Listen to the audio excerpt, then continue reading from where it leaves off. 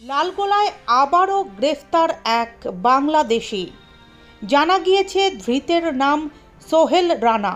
তার বাড়ি বাংলাদেশের রাজশাহী জেলার গোদাগাড়ি এলাকায়। লালগোলা স্টেশন সংলগ্ন এলাকা থেকে তাকে গ্রেফতার করে লালগোলা থানার পুলিশ। সে দীর্ঘদিন ধরে ভারতে যাতায়াত করছিল এবং নকল আধার কার্ডও বানিয়েছিল।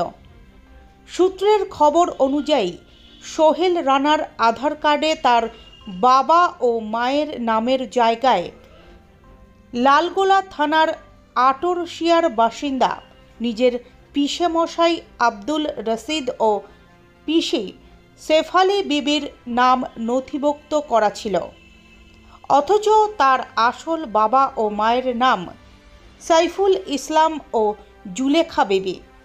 তাদের বাড়ি বাংলাদেশে। এছাড়াও সোহেল রানা প্রায় 7 বছর আগে ভারতে এসে তার পিসির মেয়ে সেলিনা খাতুনকে বিয়ে করে।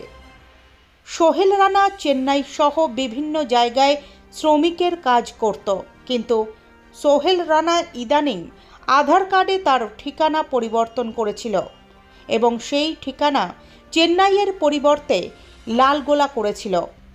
পুলিশ তদন্তে নেমে বেআইনিভাবে আধার কার্ডের ঠিকানা পরিবর্তন করে দেওয়ার অভিযোগে লালগোলার বালিগ্রাম থেকে অলিউল আলম নামে আরও একজনকে গ্রেফতার করেছে।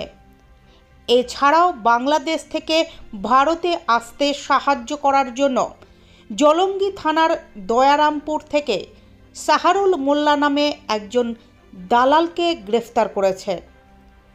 একজন বাংলাদেশি সহ মোট 3 জন ধৃত ব্যক্তিকে 5 দিনের পুলিশ হেফাজতের আবেদন জানিয়ে লালবাগ আদালতে পাঠায় লালগোলা থানার পুলিশ।